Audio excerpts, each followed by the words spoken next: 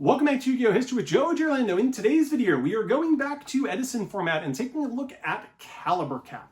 Caliber Cat is a deck that Billy Bray piloted to the top 4 of SJC Edison.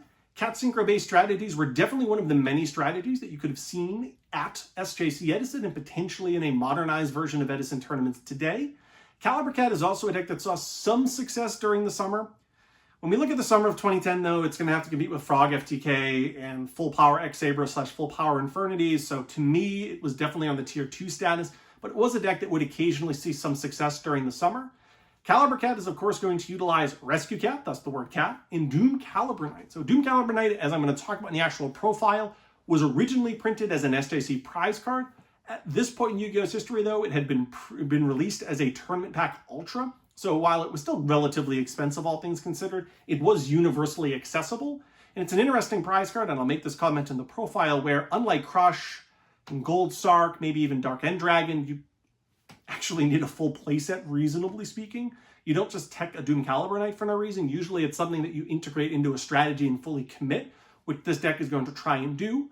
To me, there are a couple different ways of playing Cat Synchro during Edison. Billy saw success with the Doom Caliber engine. I personally, if I were to play Cat Synchro, I personally like Gold Sarcophagus with Cold Wave, cards that Billy has elected not to play. I also like 3 Pot of Avarices, something that Billy is going to choose not to do. I actually recently saw Billy at the 2022 US or North American Nationals, and we were talking a little bit about Edison, and he talked about how much he loved his deck. So this is not how I would have played Cat Synchro, but Billy, even to this day, is very adamant that this was the best deck in the room at the time. For me, when we look at Cat Synchro decks, it's the definition of a control deck. It really needs to understand when to utilize Rescue Cat and Summoner Monk, because with only 2 Pot of Avarices, you are limited to how many big pushes you can make. It's not a deck that necessarily has inevitability like decks such as Flamevell Monarch might have with Rekindling. And it's a deck that is one of those back and forth nickel and dime type decks. There's a ton of 1-for-1s, a ton of incremental plays that you can make. You really need to utilize Airbellum and get as many of those direct attacks in as possible. And it's a deck that, at this point in Yu-Gi-Oh's history, had been around for a while and seen some significant limitations from the original incarnation with Dark Strike Fighter, like we profiled on this channel, and is really just that epitome of a great control deck. But without further ado, let's take a deep dive look at Billy Bray's Caliber Cat deck from SJC Edison. All right, we're going to start the deck profile off with Doom Caliber Knight. So Doom Caliber gives us the Caliber in the name Caliber Cat. Doom Caliber Knight's an interesting card. It was first released as an SJC prize card, and it's a card that you would actually want to just play in a full playset. You don't really tech a Doom Caliber Knight, which means it was a prize card that you could win, and then maybe you could use it to flex, but it's not really a card you'd use until you got 3 of them. So when the card was first released, I very vividly remember Super Friends, or perhaps Team Overdose at the time, having 3 copies, and Matt Petal playing a deck with 3 copies of this in a Dark Arm-based strategy during Dark Arm Return format. That was pretty cool. Maybe it was good. I honestly think Doom Caliber Knight's kind of an overrated card historically. I think it's a card that, because your opponent gets to decide what monster effect they use, allows them and gives them too much flexibility to put their weakest monster into it. But for what it's worth, Caliber Cat saw success at Edison at the hands of Billy Bray, who's obviously an amazing player. It even saw success after the release of Dark Soul and after the release of Frog FTK / Infernity strategies. So even as the format progressed and evolved into the summer, which is obviously way past Edison, Caliber Cat still saw some play, so maybe Caliber is better than I thought. But all in all, why are we using Doom Caliber Knight? So what Doom Caliber Knight would allow you to do is, it's just a 1900 beat stick. This deck, you know, when it has cards like Airbell and beat sticks, are totally fine, and your opponent does have to play into it, right? They can't just sit there and lose to it. So maybe it trades into Spy, that's a fine trade. Maybe it trades into Raikou, that's a reasonable trade. And if you go normal summon Doom Caliber Knight on the first turn, you can go normal summon Airbellum on the second turn and then attack into their effect monster like Spy, Raikou, Nimble, Mega Hamster, etc. Trade 1-for-1, it kills your Doom Caliber Knight, but then the Airbellum can just hit directly. So there's a cool interaction there where if you ever can trigger one of your monster's effects or one of your opponent's monster's effects, the Airbellum can hit directly, and then that can hit a card out of their hand, which is obviously fantastic. So that's one of the ideas behind having a card like Doom Caliber Knight in your deck. I will say this card would eventually get a huge hit in playability with the release of more universal hand traps like Veiler and Maxi, but we're months and months away. Technically at the very end of the summer with the Duelist Revolution, Effect Veiler came out, and that card wasn't even overwhelmingly popular upon release. When those cards do become popular, though, obviously Doom Caliber Knight's a huge liability because your opponent can just discard a hand trap whenever they want to get rid of it. Obviously, we don't want that to happen. But right now in this format, you know, a lot of people are setting monsters, so Doom Caliber Knight sees some play. What else are we going to use? We're going to use Raikou as our non-tuner. Cat target, meaning we can only go into level 5s if we summon Cat onto a blank field. We don't really ever want to do that anyway. I mean, we can if we absolutely have to, but ideally we're combining it with spies or other types of non-tuners so that we can go into level 6s or level 7s. However, if we absolutely have to do a Rescue Cat play into a blank field, we can go into Raikou, Airbellum, and then go into a level 5. Otherwise, Airbellum's just a fantastic card in the format. It's light. This deck utilizes Chaos Sorcerer, fuels Pot of Avarice. It trades in a 1-for-1 way into boards, which is obviously fantastic when we're trying to clear the way for Airbellum. So it does basically everything this deck wants, from being a cat target, a light monster, Pot of Avarice fuel, clears the field for Airbellum. Perfect card. Then we have the 2 copies of Cyber Dragon. Cyber Dragon is a light monster, so it gives us 5 main deck light monsters, not even considering that we have Arcanite Magician in the extra deck as a light monster when we're talking eventually about Chaos Sorcerer. Cyber Dragon is a perfect card with Airbellum because you go summon Cyber, summon Airbellum, and it gives you flexibility. Instant level 8 Synchro if you need it, or the Cyber Dragon can attack over one of their monsters, maybe a gadget, hey, maybe even a Doom Caliber Knight, and then the Airbellum can attack directly, hit a card out of their hand, and then main phase 2 go into a level 8. So just awesome utility there. Also gives us a little bit of play against the gadget-based strategies, right? Gear Frame, the gadget-based strategies gives us access to Chimera Tech in game 1 if we absolutely need it, maybe even against an opponent's Cyber Dragon. So the fact that it's a light monster combines really well with Airbellum. You could also just go summon Cyber or summon Caius, right? You do technically play 1 Caius. You can make that play as well. So lines up really well with what this deck is trying to do. And then we have the Spy package. So Spy plus Rescue Cat has always been a great combo because the fact that Spy is a spellcaster allows you to go into Arcanite Magician, which is one of the most powerful synchro monsters at this point in Yu-Gi-Oh's history, where everybody's playing to the field. Past that, there's also the iteration, the play of just flip Spy, get Descendant, use Descendant to pop the Spy and pop a card on their field, summon Airbellum, attack directly, hit a card out of their hand, main phase 2, go into a synchro. That play is just totally fantastic. It gives you the flexibility there of going Arcanite main phase 2, maybe killing more back rows, maybe just leaving Arcanite on the field. There is sometimes a reason to do that. If you feel like your opponent doesn't have a lot of resources, it kind of puts them into what we used to call the Scrap Dragon lock, where you would just set a card and it instantly get destroyed by something that was on the field. So just a ton of utility there. Also, it's a dark monster. This deck has Dark Arm Dragon and Chaos Sorcerer. I've already commented on the combination of Airbellum plus Spy always combining really well with each other because of Arcanite Magician. Just like original Cat Synchro decks, we're going to absolutely use the Spy package in this deck, and it's actually even better because we have Descendant. Then we have the Spy package, or sorry, the Cat package. 1 Summoner One because it's limited to 1, 1 Rescue Cat because it's limited to 1, and then a Sangin to search them, and maybe other cards if you absolutely need it.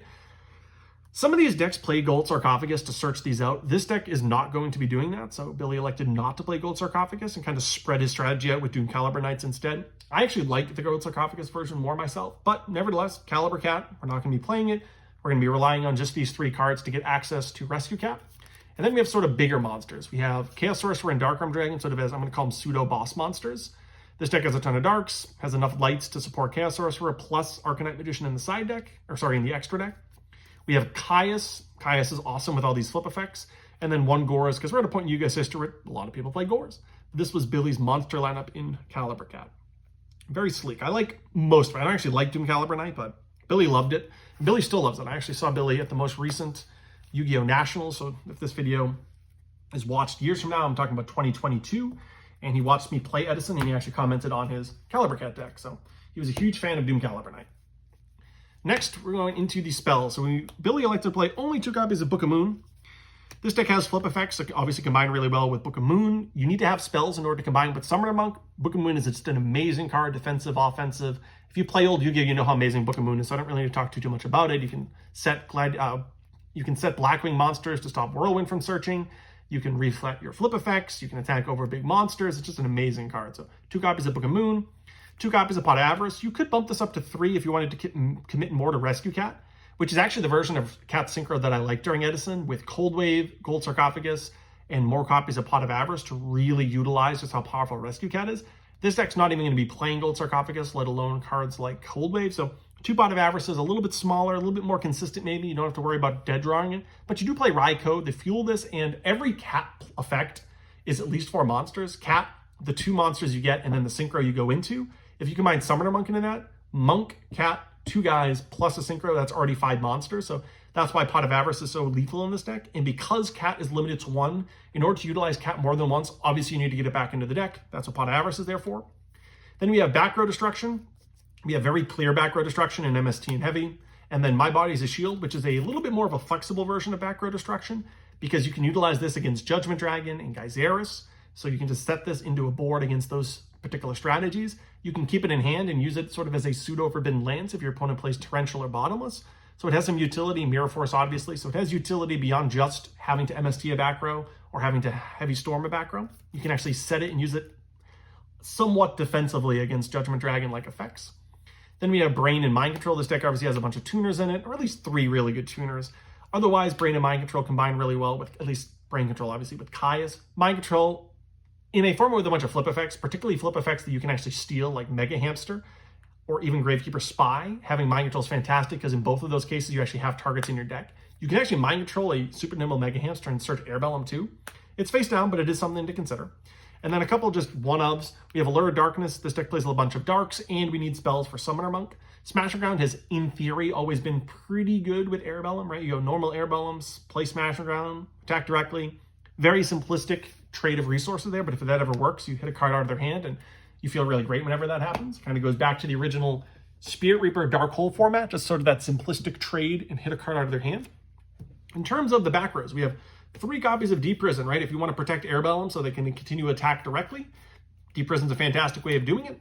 We have 2 Bottomless Trap Holes, very similar. Bottomless Trap Hole also lines up really well against a bunch of things, right? Lila's, Judgment Dragon, Gladiator Beast, Bestiari, so just amazing. We have some one-ups. We have Judgment and Starlight Road so that we can set a lot of back rows with confidence. Road is particularly good in a strategy with Rescue Cat because we can utilize it against Torrential Tribute. We can technically use it against Bottomless too if we go double Airbellum. Definitely things to consider. It's a format where Icarus Attack and Geyseris, Judgment Dragon are pretty popular, so Starlight Road really lines up well against that. Then we have Trap Dust Shoot. I think in any traditional deck during this format, you should play Dust Shoot. It's unbelievable. And then Billy elected to play 1 copy of Dust Tornado. In a format where you're really trying to just nickel and dime, trade back and forth, and then line up a big explosive play with Rescue Cat, having a card like Dust Tornado is great. In terms of our extra deck, our extra deck, we have 1 copy of Chimera Tech because we have access to double Cyber Dragon and Gadget decks are really popular. We have 2 level 5s. If you do need to go into a synchro off of Rescue Cat, we have Android and Cataster. For level 6s, we have Bryanak, Goyo Guardian. These are the best ones. Level 6 is actually somewhat difficult to go into because we don't have a level 3 non-tuner Beast Tuner deck to get off of Rescue Cat. So we can rely on Mind Control, Brain Control, and then technically we have cards like Sangin in our deck. Level 7 is a little bit easier because we have Spies in our deck. We have, and technically Monk, right? Monk plus Cat that leaves a level 4 on the field. We have Black Rose Dragon, Airbellum, and then double Arcanite Magician. Arcanite's also a light. That matters a lot when we have cards like Chaos Sorcerer in our deck. For level 8s, and we have Cyber Dragon in our deck, so we can reasonably go into these. We have Thought Ruler, Colossal, Red Dragon, and then double Stardust Dragon. And then for level 9s, we have a copy of Mistworm. So this was Billy's extra deck heading into Edison. In terms of the side deck, Billy's side decking is going to look unorthodox for those of you that play exclusively modern Yu-Gi-Oh! Because it's a lot of 1-ofs, which obviously doesn't line up with the idea of a lot of 3-ofs, which modern Yu-Gi-Oh! Players do. But first we'll talk about the decks at the time, and then I'll talk about Billy's side deck. So we have Destiny Hero-based strategies, sometimes a Diva, sometimes for Absolute Zero. Zombies are obviously really popular in modern Edison. Weakened X-Sabers, right? We don't have Dark Soul yet, so the deck isn't that great, but it was technically playable. Glad's my favorite deck. Lightsworn strategies, Gravekeepers, hero-based strategies, Flame Bells, which we've recently profiled, obviously Plant strategies, Gadget strategies were brand new, pretty popular. There was an Exodia OTK with dragons. That deck has kind of turned into a turbo deck, sometimes with no Lyra, sometimes just with Rejuvenation.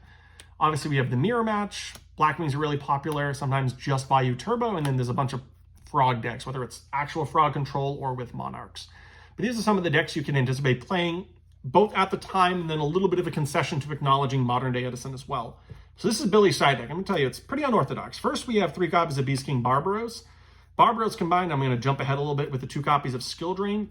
Gives us an alternate game plan in games 2 and 3. I remember when I saw Billy at Nationals, he was big on talking about, I see you're playing Gladiator Beast. I would have destroyed you with my Skill Drain package. Yeah, that is what it's there for. Gladiator Beasts are going to obviously have a difficult time dealing with Skill Drain. You have cards like Book of Moon to kind of play around Skill Drain. For those of you who haven't really played when Skill Drain was super popular in retro Yu-Gi-Oh! Obviously, there's cards he's playing modern Yu-Gi-Oh! And there are ways of playing around Skill Drain, but it's very different. Back in the day, to play around Skill Drain, you'd want to use cards like Book of Moon and Torrential.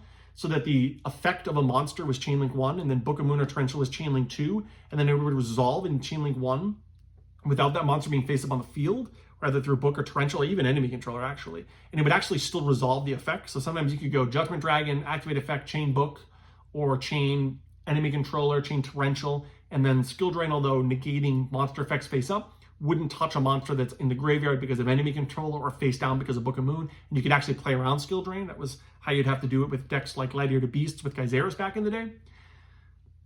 Nevertheless, it is still a really powerful card. It kind of attacks the opponent in a way they might not necessarily anticipate, right? This doesn't necessarily seem like a deck you need to jam Dust Tornadoes against that has just a traditional trap lineup. So having a card like Skill Drain could surprise the opponent and you could steal some wins. Then we have we have a DD Crow and a Thunder King Ryo. Again, Billy's gonna have a lot of 1-ups in here. DD Crow's good against plant strategies. Thunder King's good against gadgets, against heroes. It's a pretty good card when you play a Skill Drain, right? You don't necessarily want the opponent just to be able to summon a big Synchro and then win because you have Skill Drain on the field shutting off your effects and your opponent has giant Synchros on the field, so Thunder King works really well there. It's gonna seem like a really weird card. I don't know if I've ever profiled a deck with this, but Billy liked to play a Shield Crush. Shield Crush versus Nobleman or Crossout. So this deck has all the flip effects that you'd probably hit off Nobleman in Raikou and Gravekeeper Spy, so that's one reason to maybe not play Nobleman of Crossout. Sangman is the biggest weak point of Shield Crush because after you hit Sang and you feel horrible about it. Although Sangan's an amazing card, you don't necessarily see that in every deck, so I can understand that. Shield Crush can also hit a monster after it's been face up. So you draw into this and they already have Spy on the field, face up defense position, you can't deal with it, you're sitting there with the Doom Caliber Knight. All right, Shield Crush gets rid of it. So it's an interesting choice. I don't know if I'd make it, but Billy elected to have that. This card's really interesting. Tuner Scheme. So you activate Tuner Scheme when a Synchro monster is special summoned, and you basically just take control of it while it remains face up on the field, allowing you to actually take control of Drill Warrior because it doesn't have to be Synchro Summon, just special summon in any way, shape, or form. So kind of cool there, right? You're playing against Flame Belt, your opponent summons Thought Ruler, or rather, let's say Colossal Fighter or Stardust, and you just take control of it, and kind of cool in those situations. It's a card your opponent might not necessarily anticipate you having, and against strategies that have to Synchro Summon, it can catch them off guard. It's a cool card. Definitely a cool card, right? And then some 1-ups. We have a Dust Tornado. It's good against Black Wings, hit their Black Whirlwind. It's good against decks that have Royal Oppression in the deck. Speaking of Royal Oppression, Billy elected to have 1 copy in his side deck. He also elected 1 copy of Lightning Prisoning Mirror. Like I'm telling you, a lot of 1-ups. You kind of have 3 copies of this because against Lightsworns, you'd side deck in the Skill Drain, so you sort of have 3 of that effect. A single copy of Mirror Force. Maybe there were players that Billy played against where he thought a Mirror Force would be valuable. Certain strategies, maybe like Gladiator Beasts, so you feel like just having more 1-for-1 trades or potentially 1-for-1, even up more, was good. And then another copy of Starlight Road, which is, as I alluded to, great against Judgment Dragon, Gyzarus, Icarus Attack, and then a bunch of other cards that are in a lot of decks, Heavy Storm, Mirror Force, Torrential Tribute, etc. So an interesting side deck, right? Ton of 1-ups, which is very different than what you'd see in modern Yu-Gi-Oh! But that's Billy's side deck from SJC Edison. Billy, obviously a great player, obviously has his logic. But nevertheless, that's Joe Giorlando for Yu-Gi-Oh! History, taking a deep dive look at Caliber Cat from SJC Edison. Thank you for watching. Check back soon for plenty more Yu-Gi-Oh! content.